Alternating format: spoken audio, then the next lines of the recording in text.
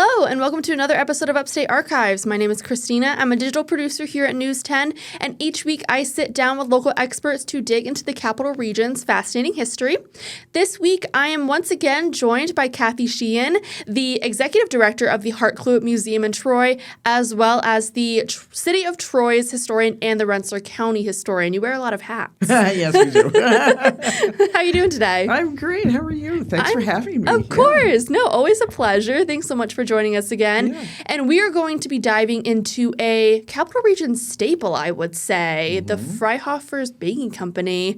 I mean, just to start us off, just tell us a little bit of background about Freihofer's. I know them as the cookies that they sell, but from what I've heard, they have a much longer history than that. Oh, gosh, yes, they do. Well, and I think it's fun. As we're recording this, we're in the middle of Lent. And so I just, because anybody that's lived around here would remember the original recipe hot crust buns that Freihofer did that didn't have the crust, didn't have you see a lot of bakeries with the traditional white icing crust on, and they didn't do that. The original recipe was the cinnamon, sugar, and raisiny, very yeasty bread, which we've all been trying to, a local baker, Amy Halloran, who's on, we've been trying to recreate that because Freihofer's doesn't make it anymore, and they stopped doing it when it was brought up by Entenmann's, which is, of course, way into the story, but it's just fun that, here we are talking about it, and it's kind of one of those things that comes up every Lent with everybody saying, we all missed the original recipe,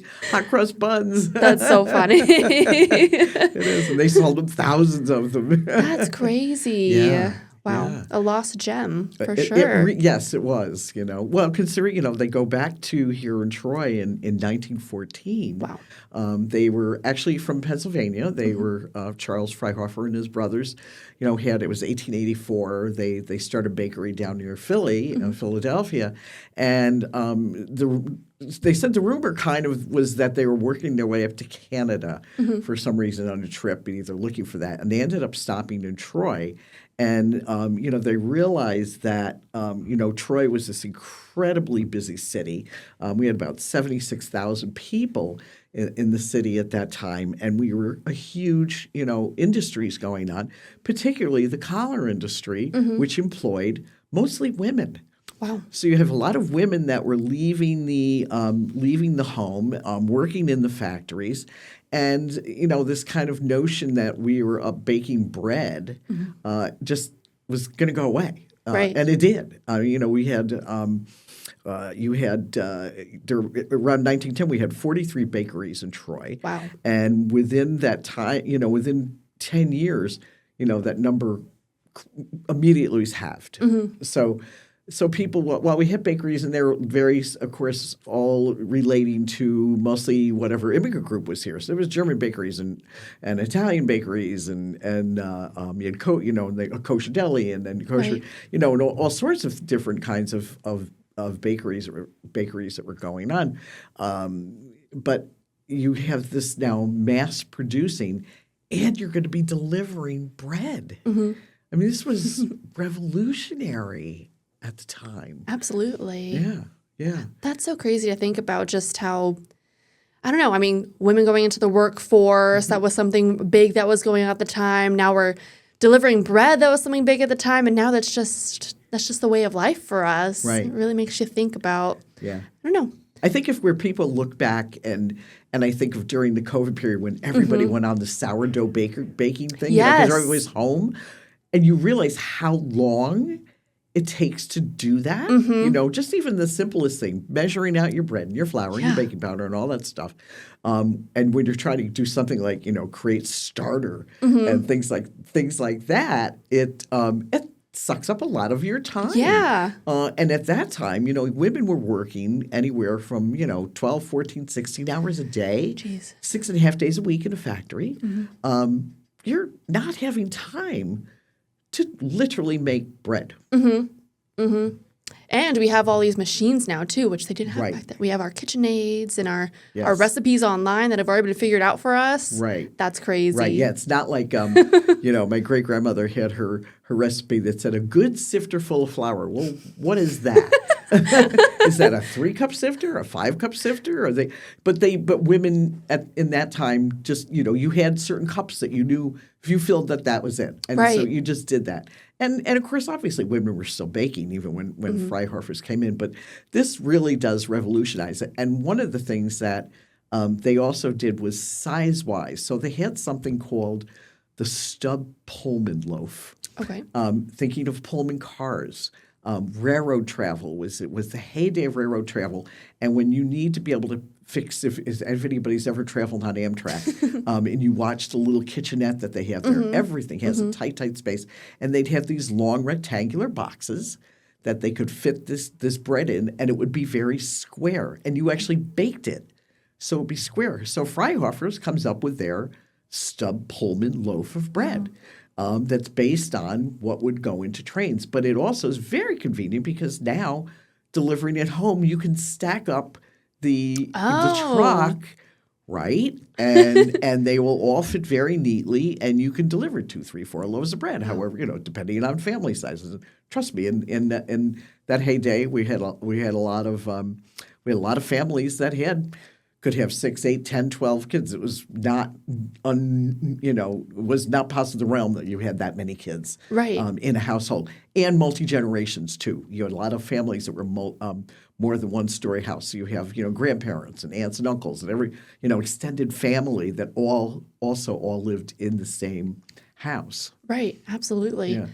So with this revolutionary, new bread delivery system, how was it affecting the Troy community? How was the Troy community responding to it? Oh, within months, they went crazy. Within another year, within a year after they built their first plant up in Lansingburg, the first plant was right by the Waterford Union Bridge. If those familiar listening now would be way up 126th Street where there's a Hannaford there now, and then you're coming over this side.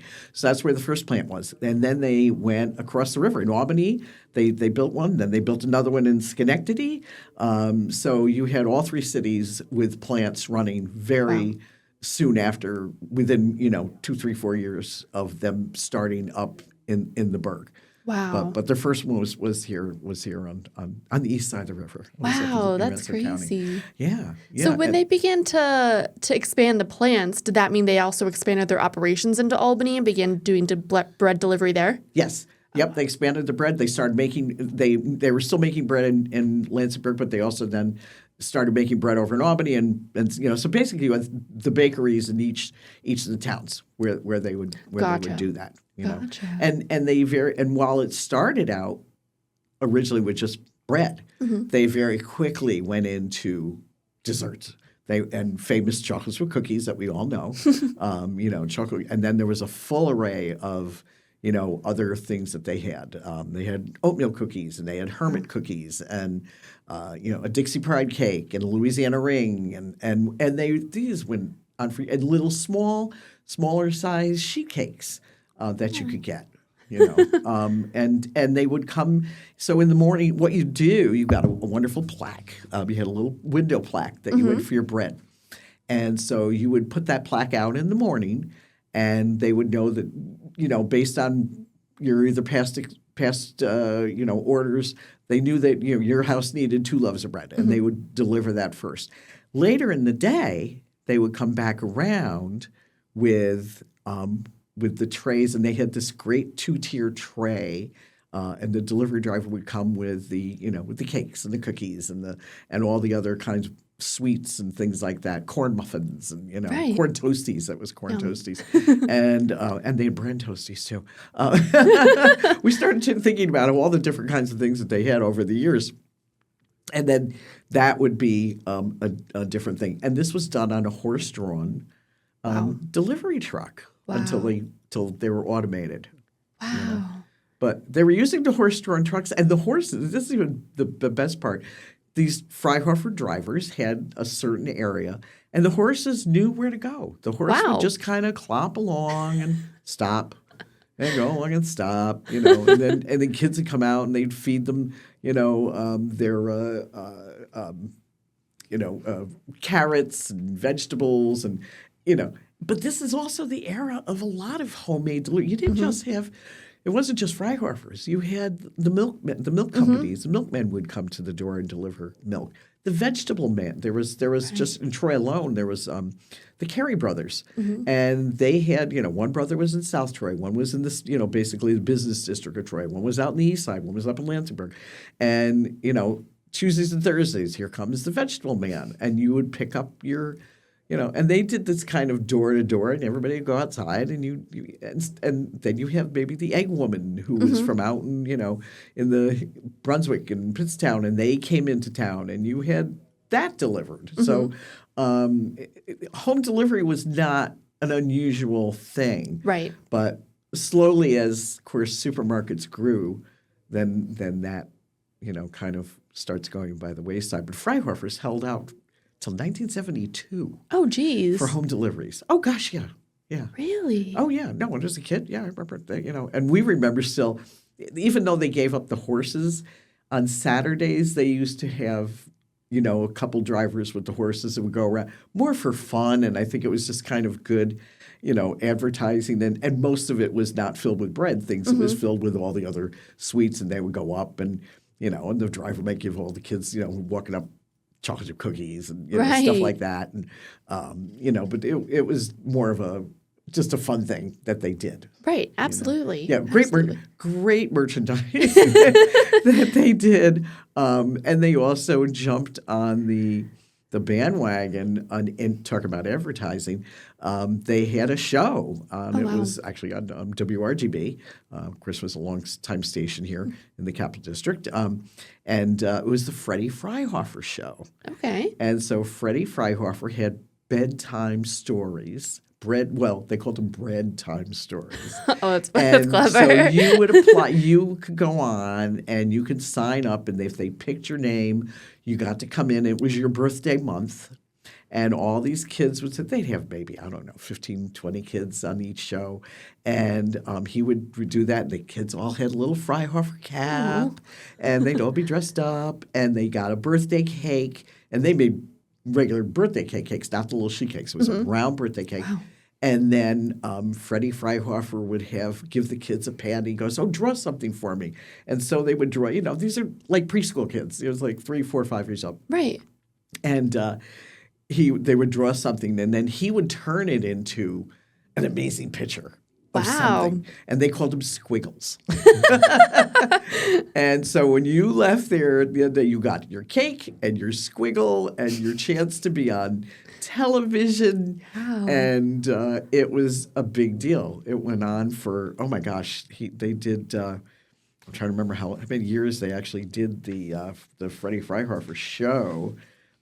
It stopped in again, I think, late 60s. Was it late from the 50s into the 60s? Wow. When they had the Freddie Freihofer show, So it was just really cool. So it really turned into from a bread provider into a community institution, really. Yes, absolutely. That's really cool. I mean, I had heard a story, and would you be able to verify it for me that there was some flooding at one point in Troy, and they were providing bread to flood victims. Is that something that's true? Yeah, and actually it would have been the year that they started. Wow, really? 1913 we had a really bad flood in 1913. There was another bad one in 1936, and yes, they did. They had provided people with bread. Wow. Well, and again, they're new to the area. It was a way to introduce people. You're helping them out. And you're hoping you're going to get a customer out of the. I mean, they also did it because many people helped out with that. So that was completely benevolent on their part. But you also have to think, okay, good, we got bread. Oh, we like this, and it's good bread, and we're going to use them. They become customers. People remember those things when people help. Of course, help them out. Absolutely. Yeah. Well, I think this is a good time to go to a quick break, and then when we go back, I think we can start to, look a little bit more into what Freihofer's looks like today. Okay. We'll be right back.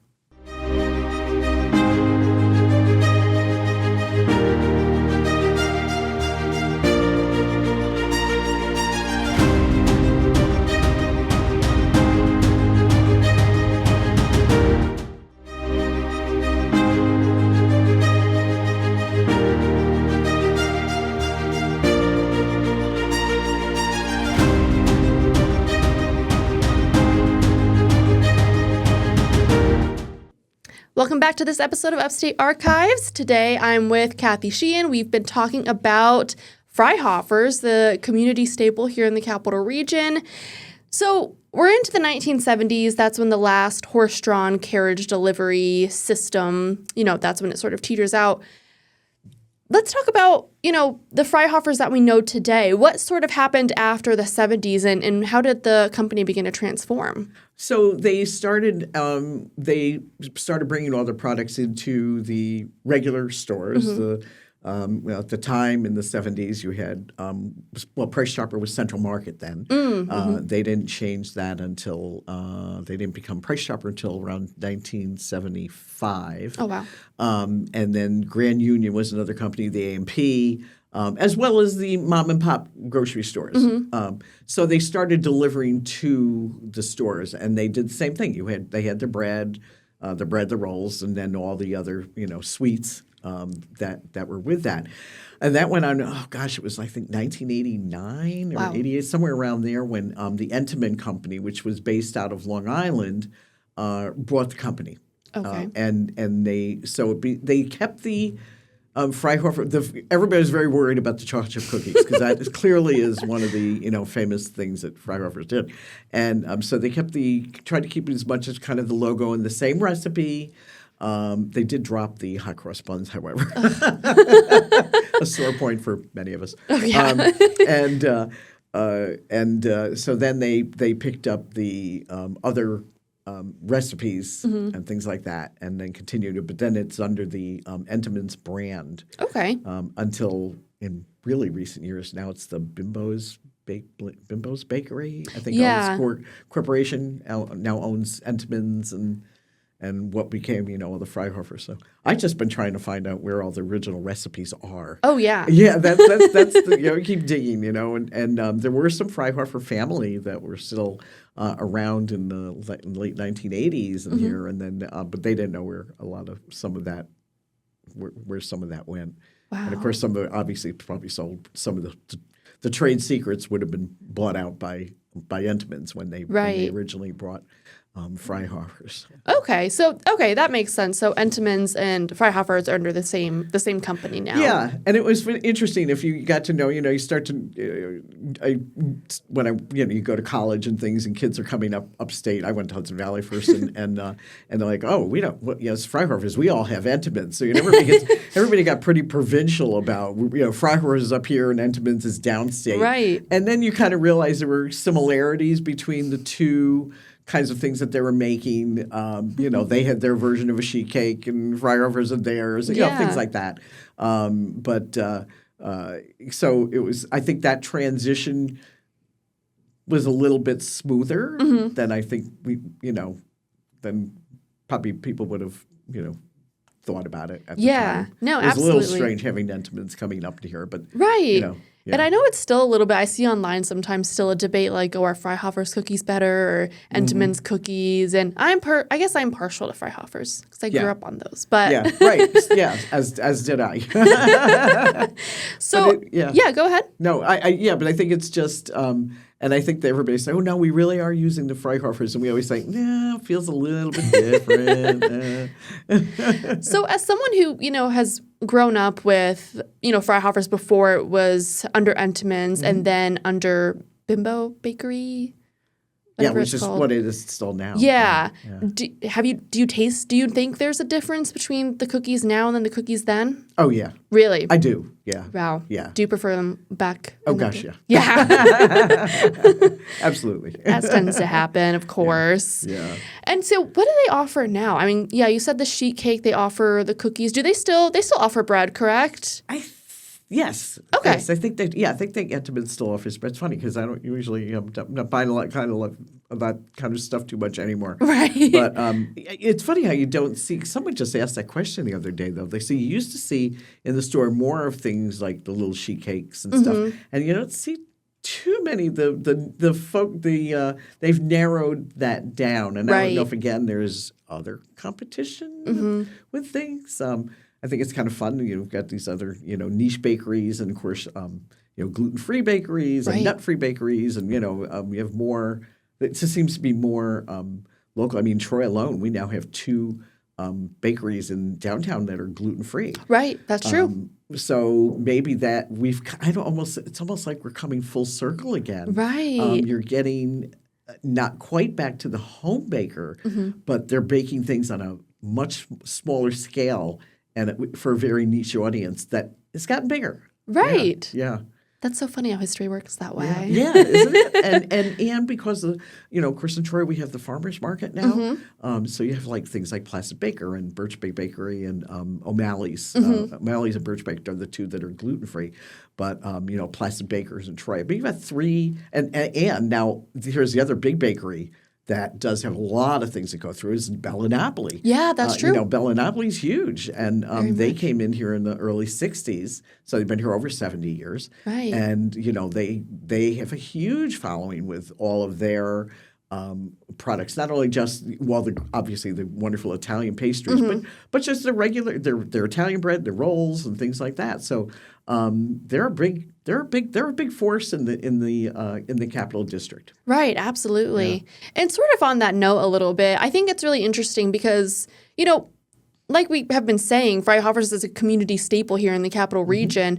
But I think when a lot of people think of Freihofer's, it's a lot more commercial now, I think, sort of like a chain or kind of like a big company. Yes. Whereas, the bakeries that you're talking about now, those are local businesses. Right. And, now we see Freihofer's and Stewart's and Price Chopper. It's in all of these, places. So it's interesting to see how it's transformed in a very short amount of time from a local provider of, breads, cookies, and whatever that connected with the local community to just kind of this giant staple that I think now is a little bit disconnected a little bit from its roots, because I had no idea until very recently, until I was researching this, that it was actually founded in Troy. Yeah. That's really, I don't know, just so interesting to see that development. Yeah. It's interesting to say that because when we were kids, we didn't think of Freihofer's as this kind of huge corporation, even though you had a bakery they had a bakery in Albany and one in Schenectady and one in Troy, and they were delivered. It would be exciting to go to in Massachusetts, just over the border, and realize, oh, you have Freihofer's here, So it's like, wait, they kind of, I think. Either in their advertising or by the fact that they were delivering local, it felt like a very small kind of concern. It didn't feel like a big commercial bakery because of how they were doing their business, about the way they did deliver person to person. That you might have, I remember the same delivery driver as a kid was on our route for, 12 years or something, some crazy amount. So there was a very personal connection, different than certainly what we see, today. Absolutely. And I think that's probably the difference. And yes, you still cater to the smaller bakeries. Although Bellinapoli is a big bakery now, it didn't start out that way. It was a smaller bakery on River Street, and that was, oh, good, you want the Italian? We go over here. Or you need, a lot of people would remember there was Prediger's rye bread in Green Island. And they were, again, a smaller bakery, and, people would line up because they knew the rye bread was done at, 3 o'clock in the afternoon on it, whatever. Right. And you go pick that up. So Central Bakery in Albany was another one that was used, and Lou's Bakery on River Street, because that was where, it was like, oh, my God, this is where you get the best hard rolls. So, you had, and Freihofer's seemed to fit into that same mode, even though they were bigger. Right. That's so interesting. They were big, but they were small. Right. You know what I mean? Yeah, no, that makes total sense. And just so much of a difference of just the delivery system makes. And I think that's why it was such a shock when Entenmann's brought it out. Right. It's like, wait, what? Now it's like a big bakery. Right. No, absolutely. Yeah. And so getting, a little bit more into the present day, is Freihofer still... Do they still have their operations, like baking operations, still here in the Capital Region? No. I don't think there's any. Wow. I don't think there's any left up here. Wow. I think everything has gone, farther afield. Yeah, they pretty much had closed down the Lansingburg bakery in the late 80s, maybe early 90s, or actually early 90s, around 1993, because that's actually when we received, we have one of those 2-tiered bread trays in the collection. We have a bread basket that the original driver, to fit those Stubb Pullman loaves in. Of course. And we had those. And that's when we had acquired those pieces for the collection at the Historical Society. So yeah, it was early 1990s, and then they did continue over in Albany for a while after that. But I don't think they've been baking up here for probably 15 years or so, 20 years. Yeah, so it's been a while. It's been a while. Yeah, absolutely. Do we still see remnants of the business, other than at Hartcluit where you have those items? Do we still see like any signage or anything on like the old plants? Not that I've seen. No, they tore down the plant up there. I can't say if I've ever looked over in Albany or Schenectady to see if that's any of those things are on the if those buildings are still intact over there. Wow. Yeah. That's so interesting. It is interesting. And it's such a short time too. Yep. I know. It feels like a blip in time when you think about it, but it kind of went on for a long time. Yeah. Wow. Yeah. Well, I think that'll bring us to the end of our episode. I feel like we learned so much about this. I had no idea that there was such a long history with Freihofers. I mean, it was just something I grew up eating. My partner still loves it. Whenever there's that 2-for-1 deal at Price Chopper, we have to get it. I know. I sent some to my nephew in Chicago cases. We can't use. We have to just send them out, Freihofer chocolate chip cookies. They're just a staple. You just have to have them. It's kind of like Stewart's, I think, at this point. Exactly. Yeah. Right. Yeah. It was the same thing. Think about Stewart's. I remember Stewart's growing up as a little tiny space. We were down on River Street. Now look at them. Yeah, absolutely. They're everywhere now. Yeah, Vermont, everywhere. Right? So many places. The best ice cream. Absolutely, that's what I think. Yeah. Well, perfect. Well, thank you so much for joining me, Kathy. I really appreciate it. It's been such a pleasure. Thank you for having me. I enjoyed talking about it. Of course. And thank you all for joining us here for another episode of Upstate Archives. We'll see you next week.